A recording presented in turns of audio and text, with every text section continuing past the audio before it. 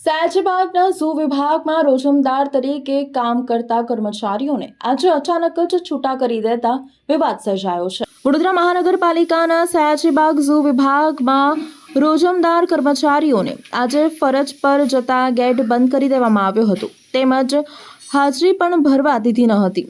કર્મચારીઓએ તેમની સાથે શોષણ કરવામાં આવ્યું હોવાના આક્ષેપ સાથે વિરોધ નોંધાવ્યો હતો।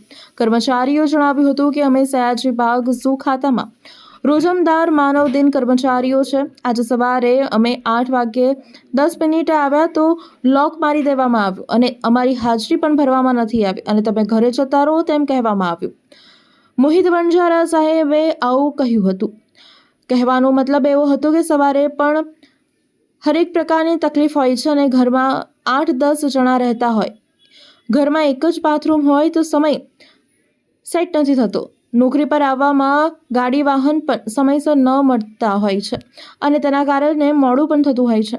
આજે 8:20 સુધીનો સમયગાળો ચાલતો હતો અને તે સમયગાળો રાખવામાં આવતો હતો। અમારી માંગણી સ્વીકારવામાં નહીં આવે તો અમે આગળ પણ વિરોધ કરીશું તેમ જણાવ્યું હતું।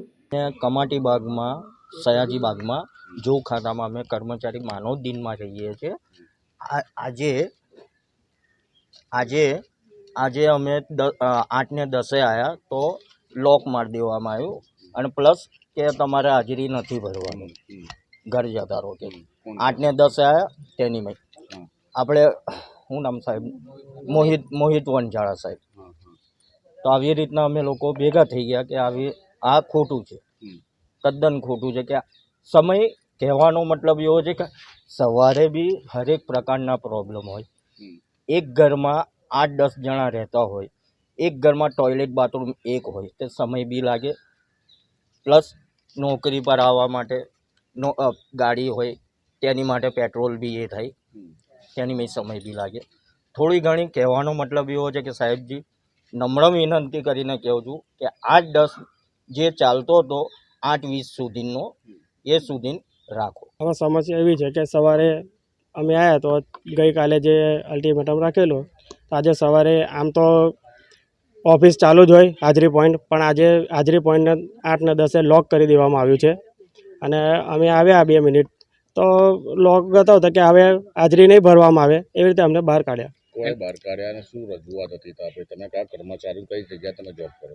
અમે માનવ દિન કર્મચારી સયાજીબાગમાં કામ કરીએ છીએ અને અહીંયા મોહિત વણજારા કરીને છે હમણાં જે નવા આવ્યા છે એમણે કીધું કે 8:10 થઈ ગયા એટલે લોક થઈ ગયું છે એટલે હવે હાજરી નહીં ભરાય એમ કરીને અમને પાછા કર્યા। અને બીજું કે અમારે તો એટ્રોસિટીની ફરિયાદ કરેલી હતી એની અમે